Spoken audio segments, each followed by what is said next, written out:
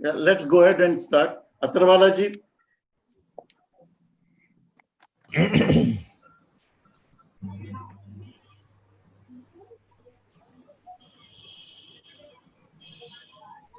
On behalf of our Honorable Chairman Sri C.A. Sunil Kadve sir, Director General Dr. N.M. Kondaf sir, and the entire Kohinoor Business School team, I am extending a hearty welcome to you all to the interactive webinar on changing business scenario and expectation from graduating students.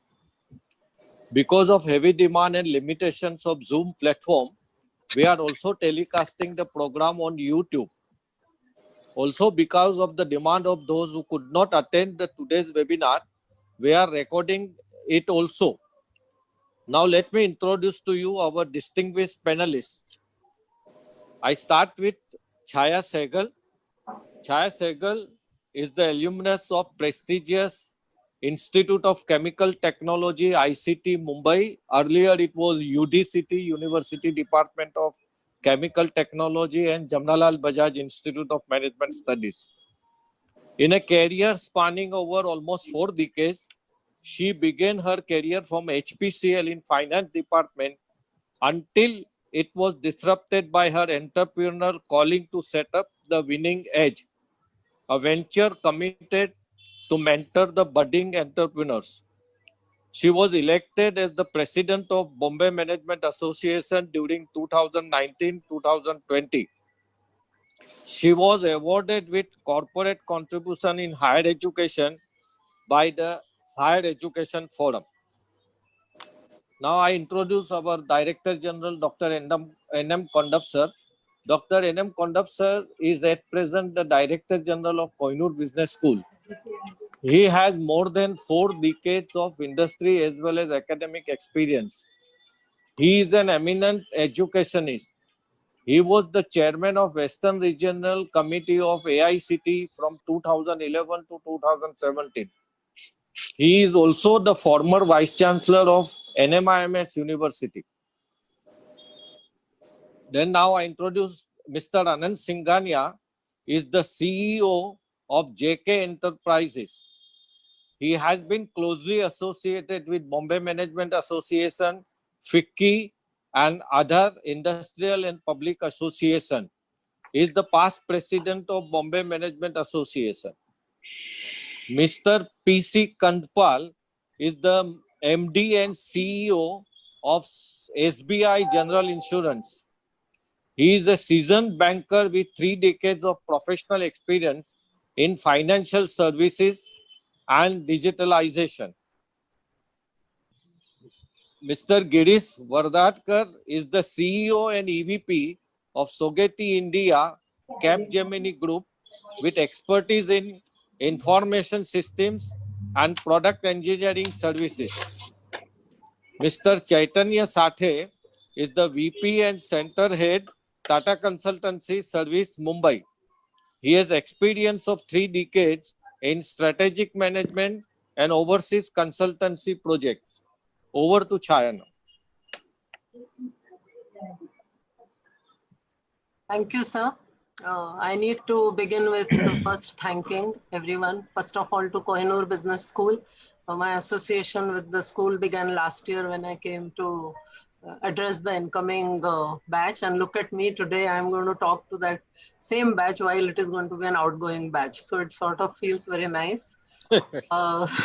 So thank you, sir. About 10 days ago, Atharwala sir contacted me and he said that he wants to have a CEO's panel discussion for the graduating students, because in this last 1 year, what all changed and how much it has changed, to what extent has it impacted, their degree and what they learned in the classroom is anybody's guess. So I said, okay, I got going. And so I have to now thank PC, I have to thank Chaitanya, I have to thank Anant, and I have to thank Girish, all 4 of them to have accepted my request to join in this panel discussion. And I'm so happy to have all 4 of you, because 4 of you represent such diverse domains that through this panel discussion, I have a feeling we should be able to address the needs and also the concerns of the students joining in different industries through the placement process. I'm thankful to Kondap sir. Sir, thank you so much for leading us, and we are having this panel discussion here under your leadership. I want to also thank Sunil Karve sir. I don't know if Sunil Karve sir is there, but I want to convey my thanks to him. Somehow, in the last year's meeting when I came, I instantly bonded with sir, and it's therefore a pleasure to be here again. So with these words of thank you, we have to now initiate our panel discussion. I'm glad that it is going online and many people are benefiting from it, more so the students.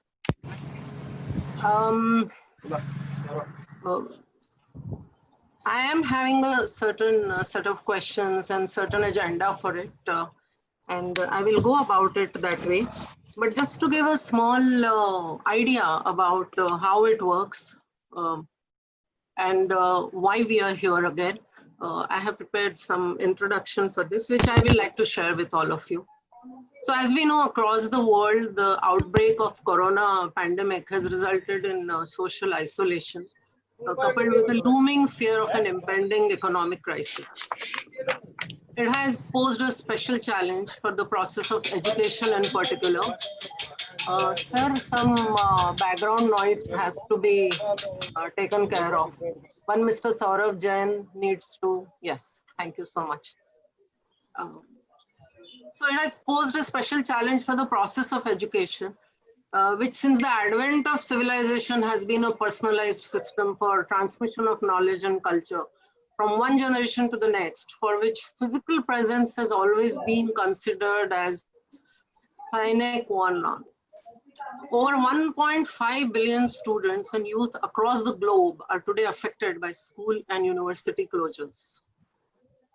The real test has been on how quickly the faculty and the administration adapted to adopting technology as a medium in the teaching learning process. This gets further complicated when we talk about the MBA students. While the digital education is providing both teachers and students new opportunities to teach and learn, it has also further challenged our MBA students, the faculties and the management institutes who are already in a constant struggle to build the academic and industry needs and conserve the relevance of an MBA degree today or in near future, which has become a commodity education. Now, that is why the topic today is so very relevant, so very topical, and so very important. And together we wish to create value. I will now invite Kondap sir to kickstart the discussion with a few observations that he has to share as our host. Over to you, Kondap sir. Yeah. Good evening and welcome to the webinar.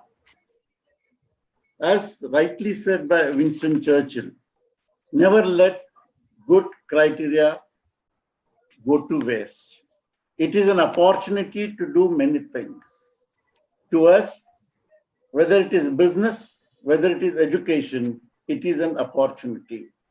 If you really look into the events that have been taking place for years together, centuries together, we call them as black swan events.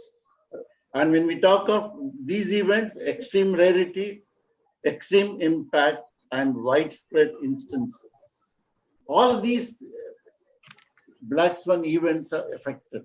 But more so, we're talking about H1N1, influenza, coronavirus, probably, which is making a different business proposals, business transformations. As I'm talking to you today, I prepared some notes, but by the time I prepared some notes, I realized that today the ministry has approved new education policy. Education Policy 2019. And the Ministry of HRD will be called education. No longer it is called Ministry of Education. That means there's a change. There's a transformation that is also taking place in the education system. The new education policy is totally different from the present system that we are undergoing. That means on one side, we realize that the business is changing, business is getting affected, businesses are getting opportunities. At the same time, education is undergoing a transformation. And when we talk of this kind of transformation, what is important for this? what is obvious. Change is inevitable. Let's face it. And we will continue to get impacted by those four letters, VUCA, and they're going to dominate. If they're going to dominate, what's going to happen to us? It's going to happen to us. Technology is going to play a major role that we're looking into. If technology is going to play a major role, how does it affect? That means every newspaper, every article, every leader is talking about new normal. Now, when we talk of new normal, a lot of things are getting normal. I don't know what is the definition of new normal. What was yesterday new normal is no longer valid today, because new normal is changed for tomorrow as well. If this new normal is going to change tomorrow, how the business, how the education system is going to impact. And I'm sure I do not want to come in between the speakers right now, because I'll be coming back again once we come back to the concluding session. We would now like to listen, understand, interact with the panelists who have come. I would request Chaya to take over. Thank you, sir. That's really very well said. They said that educator is the one professional who creates all the other professionals. So you should rightfully have the last word.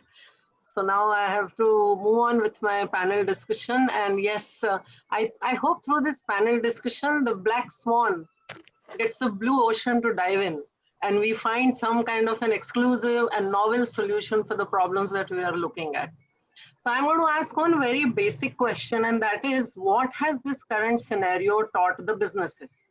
This question I want Mr. Anand Singhania and Mr. Kandpal to answer. The reason is that they both are going to come from very diverse perspective. Anand has a business which is diversified and mostly in the manufacturing setup. And PC is a banker and in the fintech business, NBFC also. So let us hear from both of them, what have they learned as a business owner for their businesses from the current new normal, for their business unusual. Over to you, Anand. Thank you so much. It's a pleasure to be on this webinar today. I thank Chaya and Dr. Kondap for inviting me, and Kohinoor Business School as well. It's actually a very difficult time, I think, like you said and Dr. Kondap said. COVID has changed the way, it has shaken us up. It has changed everything. There are rapid changes happening almost, through the lockdown. We saw, various things happening. So I think, but few things are definitely there to stay. I think the hybrid model that we've come around right now, maybe most of us are working from home, but I'm thinking going forward, the hybrid model is probably going to stay, where people may not need to come to office on daily basis. They may come twice a week, thrice a week. You already saw the West where they had flexible hours. Now you may have flexible days when you come. The use of spaces would be much better used. You could probably, if you had a call center with 100 seats, you could probably run 500 people or 200 people on it, because they would not necessarily come on a daily basis. So I think the use of resources will be better used during these times going forward. And I think for the graduating class, I think, it's y'all have been put into a frying pan. Sorry to say that. You have to start, running from the moment there's no time, because the times are very difficult. And I wish this graduating class my very best. And I'm sure, like they say, necessity is the mother of all inventions. So I'm sure that this new generation will find new ways to do things. Thanks. Thank you, Anand. Over to you, PC. Thank you, ma'am, and thank you, Kohinoor Business School, for inviting us here. So as Anand was saying, it has completely changed the mindset. Okay, now the way people work, the way people connect, because for last 4 months, I think most of our fellows, they are struggling to see their workplace or see each other. Now, what we want in such situations, somewhere I was reading that 5 years back, people were talking about cars flying. And 5 years now, today, even aeroplanes are not flying. it means the uncertainty is there and you have to handle uncertainty. So first thing is that it taught us the flexibility to adapt to the change which has taken place. Second is biggest shift in mindset. We were talking about nothing can be done, particularly since India is populous country. Everything manual. Everything has become digital now. Remote working, which was a Western culture, never thought of doing it here. It has become a reality. Even we are moving to a stage where we will be shedding our infrastructure for letting half of our people work from home, plus the disaster recovery sites or business continuity plans which we used to make, that has been tested. And the DR sites which we used to do, the best DR site has become that people will go out and work there. So in my mind, I feel that it has taught us a lot of flexibility and staying in the moment. Thank you. Thank you, PC. That was really quick. I feel that I have a little less stress of how to moderate within the given time frame. But there were two very valuable lessons. One is that as far as the management students are concerned, there is a difficult road ahead. I mean, Anant actually said that they are in the frying pan. And this is not to scare them, but to let them know that their journey has just begun, right?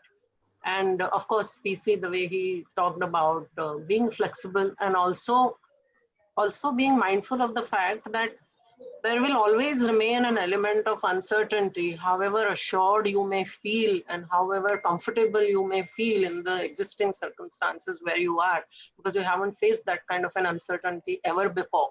But it can happen to us anytime. And I think that is one lesson we all should learn from Corona. For example, our own generation, I mean, we haven't seen anything like this before. And we are battling it today. So I think it's nice, in fact, for the newer generation to learn this lesson so early in their career. It might be tough right now, but going forward, having learned from this lesson so early, I think they will be strong and they will be better off to fight out, other smaller hurdles and other, challenges in their long journey of 30, 40 years. So with that, my next question is, what role has digital to play in the changing business scenario? And I'm directing this question to Chaitanya and Girish. So over to you, Chaitanya. Thank you. Thank you, Chaya. And I'd like to thank Kohinoor Business School, Dr. Kondab, Dr. Agarwala for inviting me and being part of this panel. It's great to connect with all the other panelists as well, and to hear of how everybody is looking at this scenario. So, we touched on business change, and over the last few years, digital has become a household name. Okay, everybody talks of digital. But, if you take this back, there was a time wherein people started using, computer just to create a repository of data. And then came a time wherein people started using that data to understand how to better their business, how to take decisions. And as it progressed, you needed more and more tools. 20 years ago, I recall, we started something called e-business. Okay, when e-commerce started proliferating, and internet started becoming very big, and that is the time wherein we saw a huge change in the way customers looked at their business, and we as IT professionals looked at providing specific IT solutions to enable those decisions, to enable their business to do better. But over the years, there has been so much refinement, so much specialization.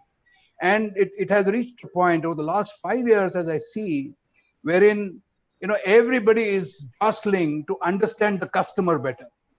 And what else, or who else, but, the digital technology to come in handy to be able to have customers and businesses, come so close. Every business wants to, talk to a customer, personalize anything that they do for a customer. And that is the change that digital has brought. Even now, in this current scenario, when we talk to different customers, the biggest challenge is the speed at which we need to bring in digital solutions. Okay, we've now had, the last 4 months since we enabled, work from home. We did it very differently, and we have created different channels in, using which you can connect with, the customer's infrastructure. And when we do this, okay, we have to actually look at what are the different digital tools that we can bring together to be able to do this effectively, to ensure for the customer that it's been done in a secure way, and at the same time to develop newer solutions much faster. I take the example of retail. Okay, when people, in many countries, though I have, digital has become big and online has become very big, but you still have people going into brick and mortar stores, especially if you're buying clothes and you want to try out how things look. And now, with this change that has happened, obviously people are not too keen to get into brick and mortar stores, and especially to, get into those trial rooms to try out something. Digital is actually changing all that, and it was happening in the background. A lot of these online, sites used to give us the ability to look at one particular, clothing, that you would like to buy. Maybe it's a T-shirt, maybe it's a trouser, and virtually actually, put it on your image to see how it looks on you. That exactly is where everybody is now leading to. You don't have to go into a changing room. You can just see how it's going to look on you, and you can change colors, and you can do various combinations out there. So we are already having, retailers looking at this to ensure that as they go forward, as business starts picking up, they are ready. This is, what digital is doing. It is readying a lot of stuff, for the future, because everybody, is in an uncertain environment right now. But at the same time, nobody has lost hope. Everybody wants to grow. Everybody wants, is going to reach a point in time wherein things start picking up, and people want to be ready. So the impact that digital is having is tremendous, and the speed at which it is being implemented is really mind-boggling economy. Thank you. Thank you, Chaitanya. So there are a couple of very important takeaways from what you described. One is, of course, the need for speed. I mean, somehow we have to match the speed of artificial intelligence. Artificial intelligence is no more or less intelligent than us just because we built it. Yes. We have to match. We have to be agile to make sure that we can match its speed. And second thing is, it's very difficult to humanly match the scales which technology can create. So our human mind as customers, as stakeholders, or even as promoters of a business or management, we have to learn how to articulate it and how to then control and make sure that those scales which are being created by the digital are being put to good use. Because yes, if we don't even develop the ability to handle those scales, there's no question of optimizing ROI in the business terms. Absolutely. So as I see that these are the things where digital can help, but before digital can help, we need to help ourselves. And this is especially, I'm speaking on behalf of management students, but before that, we have to help ourselves to be able to derive help from it. So yes, the capability has to be created, developed and nurtured to make sure that we can benefit from this tsunami of digital, because it has enormous potential and enormous opportunities to offer. That is what I get from what you said. Yeah? Exactly. Let me move on to Girish now. So Girish, let us hear your take on what is the role of digital in this changing business scenario. So thank you once again for having me. Recognize that Chaitanya and I come from the same industry. So I'm going to do some sales job on all of you, passing students of this year and maybe first year students. Folks, make a right choice of the industry you want to go to. Do you want to join airline industries? Do you want to join hotels, cruise, luxury goods? Or do you want to join an industry which is digitally enabled? No harm feelings, Anand, but just a small piece of, I would say, sensitivity to the students in terms of what career they want to choose. But on the serious side, what digital has taught us, 3 or 4 things. One, the same customers who wanted to see large campuses, people working in enclosed environments for safety and security, people who were not so happy to allow our employees to work from home, suddenly has also now realized that 95%, 97% of all the IT-enabled services, financial services, etc., can be effectively delivered from anywhere. I think that is the most important realization to the Indian IT-enabled services industry, including services, other services industry. The second learning is contrary to our belief that when people work from home, very typical Indian tendency that 2 घंटा आपने log in कर लिया, बाकी इधर उधर घूम गए, just enjoy yourself. No. Contrary to that, we have seen about 20 to 25% increase in productivity. And we are measuring it in terms of engineering hours, etc. I mean, many tools exist. That is our second learning. The third learning is the definition of what is essential. The whole idea of minimalism and above all, infrastructure. All of us probably on the panel are quite lucky to have a reasonable space, a reasonably good laptop, a good high-speed connection. But what I recognized was for the bulk of about 60 to 70% of our employees, the basic infrastructure in terms of a table, a good chair, a UPS at home, and even a reasonable connectivity was a challenge. I think a quick learning for all of us as students passing out is get some attention to some personal investments in some of these infrastructure, which is important for us to be successful. And the fourth part, which I kind of go to slightly different topic. A typical MBA student, I would look at as having 3 elements as an outcome. The one outcome is about knowing the what part of it, the knowledge. What does 4P stand for? What is the Porter model? I mean, the different frameworks and what have you, So that is the what part of it.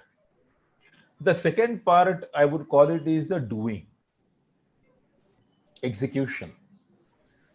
Do I really know if I am going to be a manager soon? How do I set goals for people?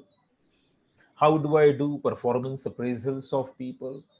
Which is the second part of the, let us say, outcome expected from any MBA school or a student. And the third, which is a little more important in my view, and probably it is a bigger deal, is the being, which is being self-aware. Can you influence people? Can you inspire and motivate? Several similar aspects of being. Ethics. I mean, we can go on in terms of values, systems, worldview, your behavior, inclusiveness, and many others. I think the digital part, or now the current situation working from remote places, has really brought this third element into a bigger, let us say, picture or a limelight, where suddenly we find all of us lagging. How do I motivate somebody, just on a phone or a VC? Earlier, it was possible for me to do it in a conference room, cafeteria, take people out for lunches or dinners and what have you. Suddenly now it is a challenge. That is a third element, as I say, from an MBA school perspective. I want to go to a last point, and it is an interesting situation in our company. We have a Sojeti Labs as an R&D, set of people. A couple of years ago, we had published a white paper on digital happiness.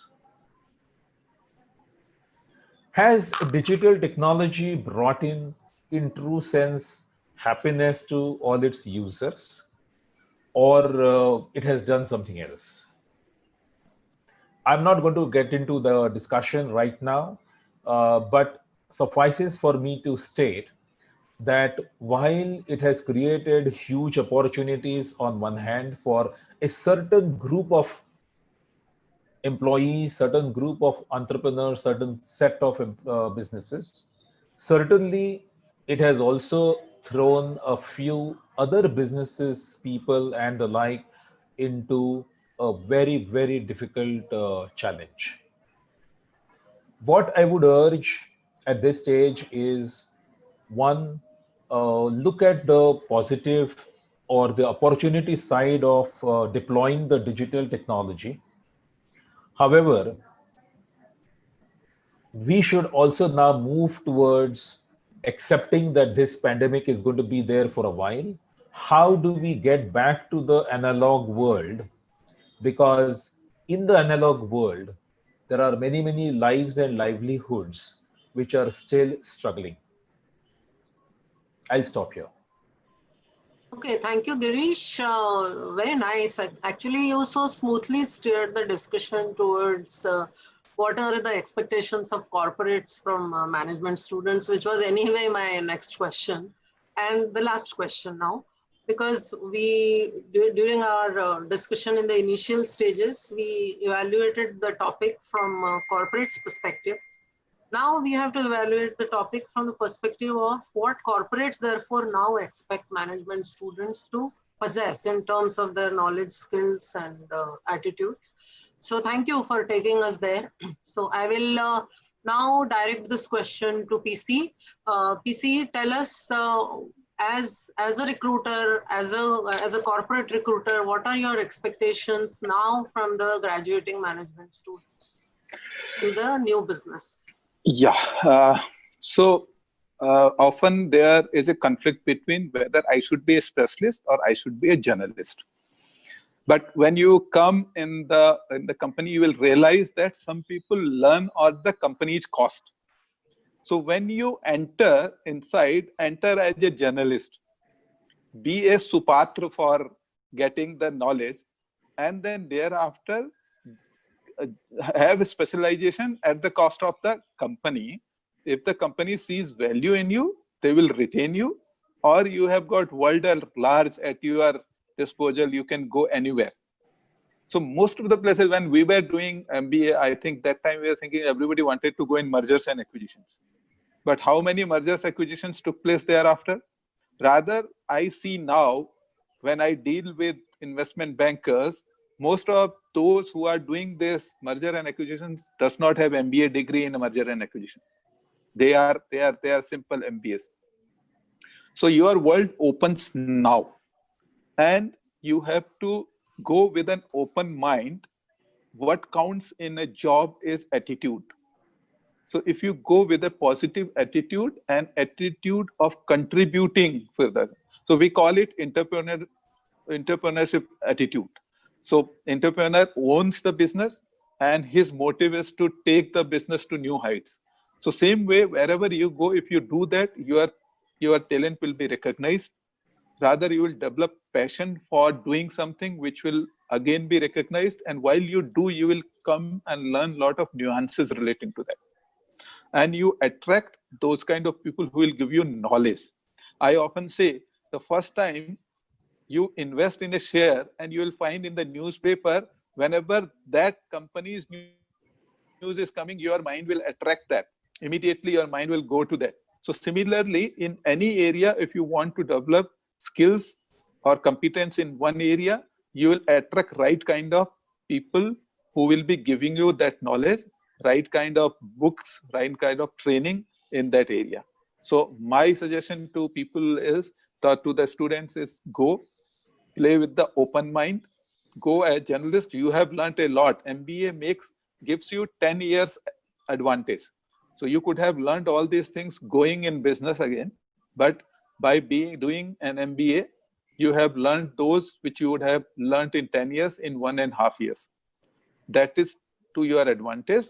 Now Rest everything you will have to learn through your keenness, your inquisitiveness, and your attitude. That's the biggest thing. That's all I say. Wonderful. Thank you, PC. I think it's a very important lesson, since I have been in education as well as in corporates and having my own things to do. And I'm also, helping these startups and the entrepreneurs is the enterprising spirit. You may or may not become an entrepreneur, but what is important is to have an enterprising spirit. In any case, whoever succeed in life, in whichever domain, at whichever age, is the one who is having an enterprising spirit to overcome the problems, to say that I'm not going to give up, I'm never going to take no for an answer. And I think because of the pandemic now, that becomes so very important, because many things that you were taught and you learned in the classrooms may not be relevant at all. Even those who have worked for 20, 30 years, what they learned through their wisdom and through their application of concepts, they are struggling to find out what's going to work. So it's not going to be easy. And therefore, I think this is one very important lesson about one, being open-minded. Second, about being entrepreneurial in your approach. You may not have to become an entrepreneur, but you have to be entrepreneurial in your approach. And the third thing is, I think, team spirit, because when you are alone and facing very tough challenges, it helps you to remember that if you become 1 + 1, it is not 2, but it is 11. So I think I'll just sum up what you said, and this is the message for the students on your behalf. Next, Chaitanya, I'd like to hear from you what you think, in addition to whatever PC recommended, you must recommend to management students. Yeah, I just extend it to what PC said just now. So it is obviously entrepreneurial spirit. It is your passion and interest. But what we have seen, and Girish, obviously being from the same industry, would have experienced this as well, that it's the ability of the person and the interest area, and many a times it is difficult maybe for a person to really understand it until he comes to a point and he sees this in front of him. We've had students who are MBAs and they came in with an intent of going overseas, becoming an account manager for a customer, growing and into that domain space, and maybe become in charge of geography. They developed a passion for technology after they joined us. And then they actually came back and said that we would want to explore technology more rather than getting into a project manager role or into a sales role. We have had people who are chartered accountants who joined us and actually became technologists. So it's the point of time and you don't know what clicks. But what the MBA does, according to me, is it gives you a platform to develop abilities in different areas. It gives you a foundation. What we are seeing right now, and where that foundation helps, is your ability to tackle any situation, to be flexible and agile enough. Right now, what is required, and everybody has been speaking of this also on different webinars that I attended, is resilience. But everybody is speaking of resilience in the business.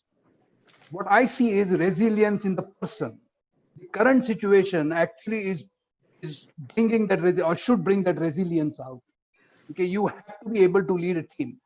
Most of us have grown maybe observing people who are our leaders, okay, and trying to, as you grow, also bring in the same culture with people who work with you. Right now, with this digital age, and especially, in this current pandemic scenario, people are working from home. You're not there to really see a person, manage things in a particular way. You're just hearing, maybe it's a video call, but you're just hearing the person. And that is where your ability to be flexible, your ability to apply what you've learned, and also resilience in yourself. Build resilience. Be able to manage teams. Okay, we always say, and I observe that we all, initially when people used to join, we used to always observe who's got leadership skills. And in the first couple of months, we could make out is who are the guys who will really lead in no time at all. Majority of the guys were happy with the work that was given to them, but there were few who showed that leadership skills. But now, attached to that is resilience to be built in as a leader, because you need to manage teams very differently. You manage your work very differently, and manage customer expectations very differently. So that is something that comes from the foundation that you have, and you develop it as you progress. So please be sure of understanding what it is to work in a team in a pandemic situation. We've seen businesses change over all these years. Okay, especially in the IT business, we've had challenges on challenges every time. The moment we've gone global, there are different kind of challenges, but we stood up to it. And we had people who, without realizing, had that resilience, who could actually manage teams in those situations. And right now, we are seeing that extensively. The current numbers that we have are so huge, and then it takes a lot of time to be able to get that team together without actually meeting each other. But that resilience is playing a big role, and I think that is very, very important for students to build that in them. Thank you, Chetan. So I'll quickly sum up. Basically, both of you are talking about having a very positive attitude towards learning to like what needs to be done. Yes. The crisis actually brings about the resilience, because in a crisis, when you cannot move, when you are immobile, you can't do anything. All you have to do is to be able to put up with what is on your hand and continue giving your best within those limitations. And that is what is all about, having a very positive attitude and accepting and liking to do what needs to be done is what you are talking about. That gives us flexibility, that gives us team spirit, that gives us ability to learn new things. Everything comes basically from that positive attitude. Yes. So thank you so much. Now, last, I will come to Anant to know from you, from manufacturing perspective, Anant, if you would like to add, what these MBA students are expected from the corporates who recruit them. And after that, I'm going to hand over this to Kondap, sir. So over to you, Anand. Yeah, thank you.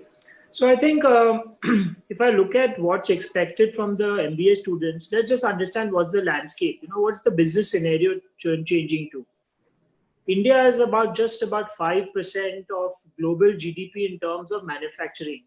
Out of $15 trillion, China is the world's manufacturing hub at $4 trillion. Now, with this pandemic, there's a lot of shift that companies from the Western world are looking at. This will give a lot of challenges for businesses to set up. Various state governments have laid out the carpet, red carpet for attracting these industries. My fellow speaker spoke about the digital revolution. I mean, India is about 1 billion plus mobile connections. We've actually galloped over the US and other countries who went through the analog mobile connectivity straight to 4G. And perhaps with the way things are going, we may be at 5G. Now, what does 5G mean for us? Or 4G, what does it mean for us? It means the Internet of Things. We will have a lot more digital connectivity, and the median age of India, at 27, 28, it's perfectly well placed. The entire business scenario has changed. If you take additive manufacturing, for example, a company like Boeing, I think they saved $3 million per Dreamliner jet just by producing under additive manufacturing. So there are a lot, there may be a picture right now of a doom and gloom kind of scenario, but I think there are a lot of areas which are coming up in a big way, which have been developing over the last few years. But these are areas where students can look at. Mr. Girish said, choose your own job profile, look at something, experiment.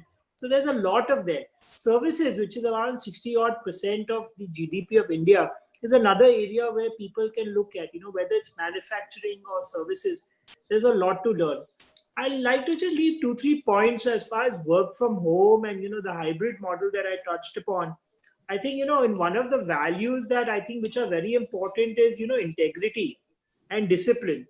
Because, what one feels is sitting at home or working from a anywhere place versus a office environment, one feels that, okay, the video is on or video is off, or, I'm working independently. What people really need to do is they need to put their mind to it that they want to work in a disciplined manner with integrity. And, data management is going to be a big challenge. Because while we had data in our office, all our documents were in office, you could manage the gate of that office. But now data is always been digital. It's much more now. We are actually allowing people to have access to data remotely. And that is going to cause a big issue as going forward. So I think data security is something that one has to look at. With this, I end, and I wish the graduating class the very best to make the most of these times. Thank you. Thank you, Anant. I think you touched upon a very, very important time. important point, and that is that now that we are not really going to offices, our values, our ethics, and our integrity is far more under lens. These are certain points Girish has also pointed out in the chat box. He's talking about build great values, great ethics, build network, and leverage on professionals. Several suggestions he has given. But yes, at the end of it, anything which is sustainably successful is built only on the foundation of ethics, values, integrity, and honesty. So I think as we were always told that the basic truths and the basic lessons in life are the same, which were taught to all of us in our childhood by our parents. So those lessons now, the value of those lessons get highlighted even more because we are now facing a crisis. So that's the only way actually to overcome a crisis. And thank you, Anand, for pointing that out. I am now passing it on to Kondap sir. Sir, you have heard all four of them about what they have learned as corporates from this pandemic. After that, they talked about what they expect the students to, what they expect from the students to be able to successful in this scenario. And third, they also talked about the requirements of the business. So in terms of the capability of students, what knowledge they should have, what skills they should have, and what attitudes they should possess. It's your turn, sir, to now answer them and let them know what you are doing in the educational institute to fulfill these expectations of the corporate recruit. I think, thank you. Over to you, sir.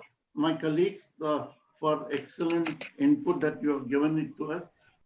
One, in terms of the business perspective. Second, in terms of the management graduate expectations. As I was going through it, I think the future of business, as all of you have said, is being redefined, reskilled, and redeployed. And one of my panelists did mention about resilience. I think probably we really never used the word so far, maybe, but this word is being now talked about day in and day out. That means there's a need for business schools to understand what does it really mean, along with when we talk of grit and resilience, because grit and resilience go hand in hand. And this is how the business schools need to adopt. The next challenge that we are facing, as we are talking about, is turning massive challenges to a meaningful change. Because meaningful change is a necessity now. Because the change is inevitable, change is going to come, it's going to follow crest and trough cycle. If that be the case, what is that we need to learn? To us, as a business graduates, to learn from the corporate sector, connecting with changing customer habits and requirements. I think this was also pointed because there's a need for us to understand what customers are expecting. And more so when we look at the digital technology, wherein everything is happening through digital. If this is what is going to happen, we need to talk about it. It's not only that, building resources. And we need to talk about building the resources and try to seize the opportunities. When we talk of all these elements, some of the skills that a graduating student, which is based on my own industry experience of almost 27 years, academic experience of almost 20 years, as well as having worked in the regulatory authorities. And one of my colleagues did mention that you graduate in one discipline and you work, that means one should work in an open mind. I thought of sharing only one example of my own. Basically, sir, I was a MTech in design engineering, only design by everything that you name it. But as I moved into the corporate sector, I worked in different domain areas, right from engineering to manufacturing to quality to sales. And finally, I landed into marketing. And that is where probably we talk about, rightly said, from a generalist to a specific domain area. Because over a period of time, I learned it, that this is my skill area, this is where I need to do it. If that be the case, what is that graduating students are required? If the graduating students are required, I'm trying to divide them into three components. One component that I talk is the fundamentals. When I talk of fundamentals, one needs to have the knowledge of the industry, and not only knowledge of the industry, one must have the domain expertise. It's not the question of domain expertise, one must also have the technical expertise.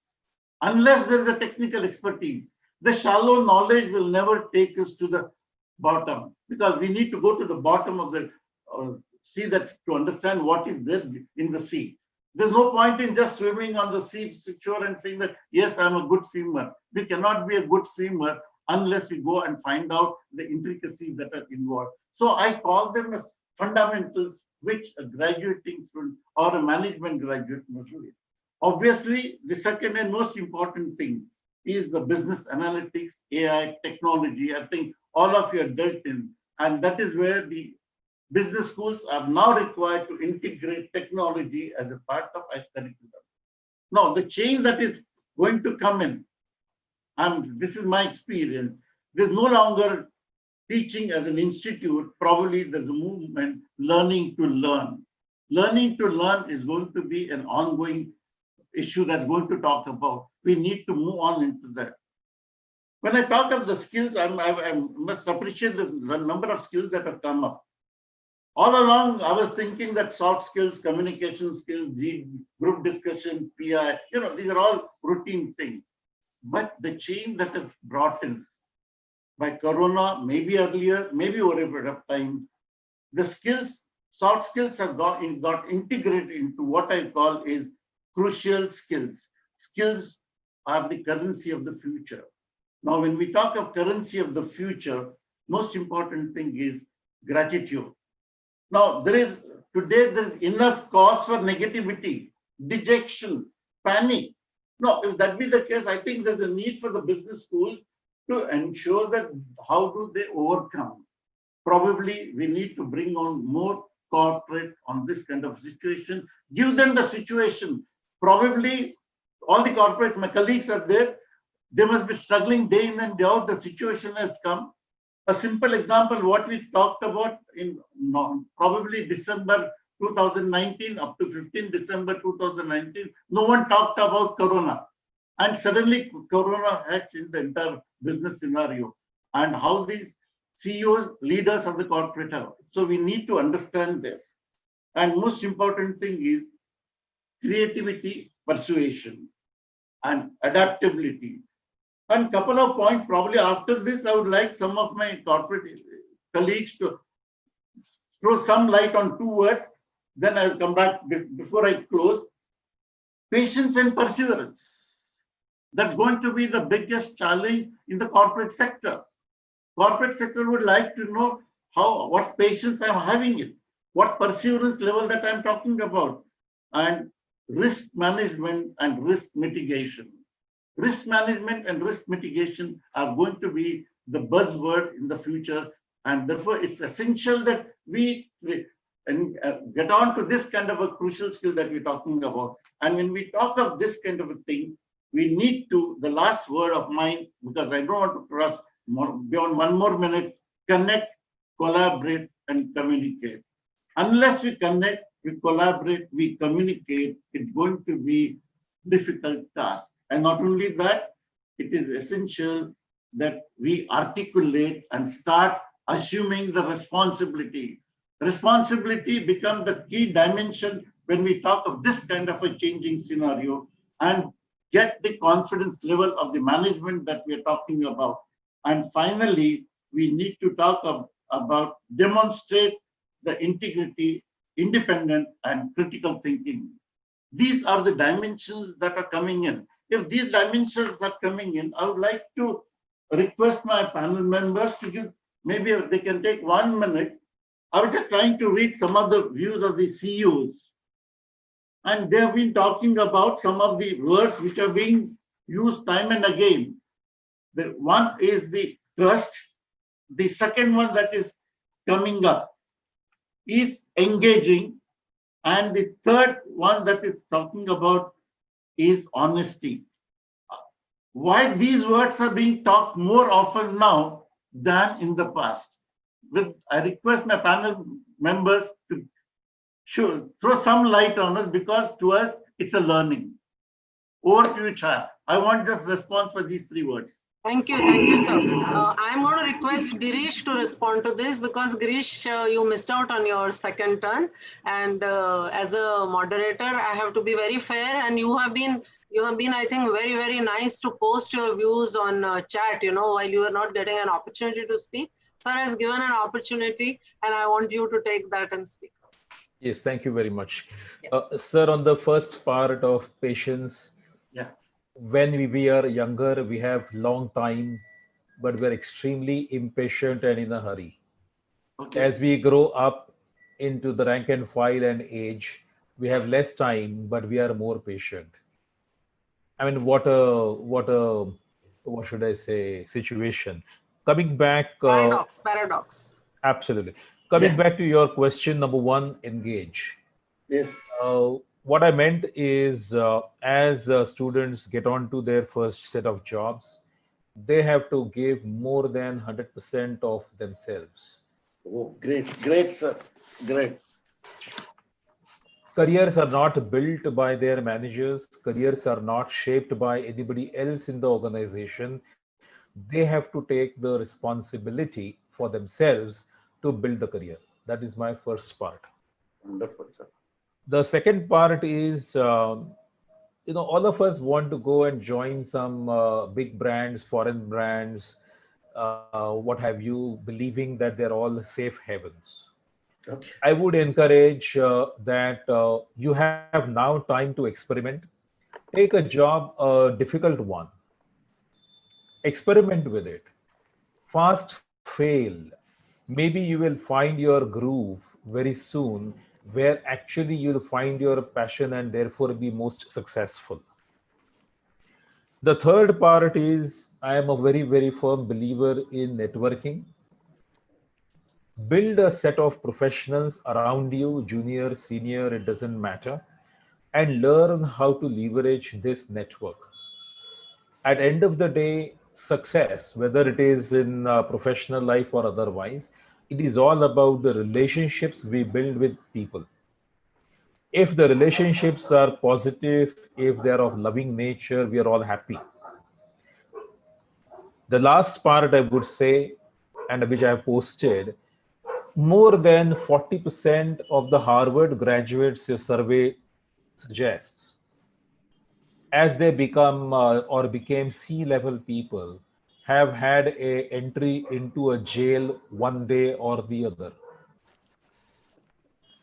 So it is not about a degree from Harvard. It is not about the content. It is not about what camaraderie you enjoyed. It was the values that they all slipped. 40%, by the way, is not a small measure by any chance. And which is my point, that as we become successful, recognize that each and every behavior of ours is important. Learn to build those skills, the behaviors, the values early in time, so that you don't have to be a jail visitor one day. Thank you. Okay. Thank you, Girish. Sir, we have wrapped up our discussion. There are not any questions which were not covered during the discussion. There are more compliments than question over there. So if you allow me, say 30 seconds with each one of them, then I'll like them to say something and then I'll close the discussion. Yeah. Should I do that? Okay. Yeah. Thank you, Kondap sir. So, we discussed everything. We discussed a lot of challenges and what they should do, what they should not do. I mean, we have really loaded them with a lot of expectations and, a lot of awareness of what difficulties they are going to face. But then they are youngsters. They are our responsibility. And we all know, as their seniors who have seen life longer than them, that every crisis brings about an opportunity. We did talk about Blue Ocean when we were discussing this. I want from each one of you one opportunity that you think is going to come out of this Blue Ocean for the students, which earlier these management students did not have. And I want one from each one of you, and then we will close it on that positive note. Yeah. Thank you. PC, you can go first. So this is a Black Swan event very soon. See, we have seen a lot of such events in the past, not to that pandemic nature, but if you look at in the past, right from I think 1950s onwards, where people thought that that world will come to an end, and then there was sudden rebound. So first thing is to stay positive. That this time shall pass. This is one phrase. Always remember, this time too shall pass. So it will keep you strong.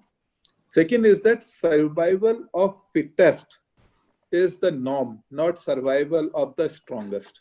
So always remain survival of the fittest means who is agile, adaptable. So be agile, be adaptable, and stay positive. Everything will come on your way. Wonderful. That sounds like a great recipe for going forward. Anant, what is your take on it? Sorry, 1 second. Yeah, I was unmuting. So I think if I look at the challenges and look at the area which people can really look at, focusing on, I think this entire digital revolution is there to stay. So I think if students, if they are inclined towards the digital part of it, digital connect across all sectors. Whether it is work from home, whether I know of companies who are now started refurbishing laptops. They are making a lot of people. India did not have, I think, one manufacturing unit of PPE. Now we are the supplier of PPE kits for the whole world. This is a completely new thing. Nobody imagined it. Now our expertise on PPE or sanitization equipment has gone, the expertise has gone across the center. Take mobile phones. We were probably one of the largest importer of mobile phone. I think last year read about $50 billion worth of mobile phones. Now we have 300 factories in India. So I think the opportunities are immense. We have to just focus on it. I think India is now poising to be a good startup center as well. So people with good ideas, people are willing to fund startups. You have a good idea, you can definitely make it, and and if you fail, it's perfectly fine, because only when you fail then you learn something. So don't expect to be getting the author is a winning edge. You need the winning edge, but don't be afraid of not succeeding at the first go. Thank you. Thank you. That was very, very encouraging, Anant. Chaitanya, your take on the opportunities for students, please. Yeah, the opportunity is in learning as much as you can. This gives you time, and this gives you the ability to actually study how everybody is adapting. Learn from that. Learn, obviously, how you can apply something from one area into the other area. It's something that is becoming really big. Digital has brought it to the fore. So, you don't know what will really work, which has been done for maybe retail into manufacturing or manufacturing into insurance, whatever, you don't know. Learn about these things and learn. So whatever, there's no limit to learning. Learn and understand how companies and people are coping in this present situation, because that's going to be helpful to you in many such situations to come, not the pandemic, but challenges that are going to come.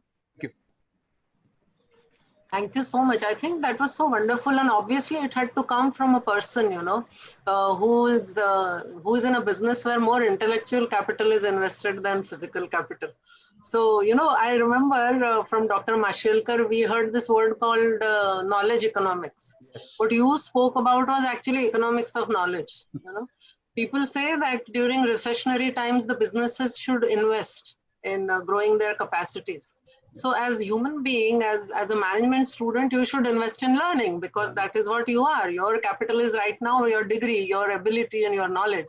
So what you are saying is that you need to invest in that. And then, because this is a good time when nothing much is happening, at least the least you can do is to prepare yourself so that when the things start happening, that is the time you can apply what you have learned. So thank you so much. Very nice. Girish, you yet want to add anything, or should we close it? It is totally up to you. It's 8 minutes past 6 now. No, just a quick point. You are the only entrepreneur among all of us while we are all employees. So I would recommend that let us not just look for jobs. this is a fantastic opportunity to get into something of your own. Experiment, take a jive at something, which will kind of bring huge opportunities. And if you don't want to do that, my second recommendation would be look for an organization which is not for profit. I think in the present situation, not for profit organization require a similar or even a bigger leadership. I mean, just as a matter of fact, in our organization, we have stopped recruitment for all of it, excepting for the CSR team, because we find that is completely choked in the current situation. So these are my 2 points, Chaya, in closing. Thank you, Girish. But there is a slight correction. Anant is an entrepreneur here. I might be a first generation entrepreneur, but he's a seasoned entrepreneur. They are. I'm sorry, Anant. Yeah. So that is for Anant now. So I think we have come to an end of this session, which has really lasted for about, say, 9 minutes extra, but I guess we enjoyed it all. Yeah. And sir, may I close it with your Yeah, permission? please, All right. ma'am, please. So there is a very simple and a beautiful quote that I chanced upon somewhere, which said that there are far better things ahead than any we leave behind. So I like to really close this discussion on this quote, that wherever we are, whatever we may be, what we have to remember, if we haven't seen anything as bad as this in our life until now, we have to say, what can be worse than this? And we have seen it all. So we are stronger. We are going to emerge stronger. We are going to reinvent ourselves, and we are going to be therefore better. So that is my message to the students. And I love my students. Okay. Not for once I want them to feel bad about, the difficulties they are likely to face. Just remember that whenever there are difficulties, we are only getting stronger. That's it. And it's an opportunity, therefore, to become stronger. So your batch may be in the frying pan, but remember that you will develop extraordinary resilience while firefighting. That's my message to you. Thank you, sir. I close this over here, and I thank once again my panelists and Kohinoor Business School. Thank you, sir. Thank you. Thank you very much, all of you. Thank you. Thank you for inviting us. It was a pleasure to be on the panel. Thank you. Absolutely. Thank you so much. Thank you, Thank sir. you. Thank you. Thank you all. Thank you of very you. much. Thank you. Thank you all. Thank you. Thank you. Thank you.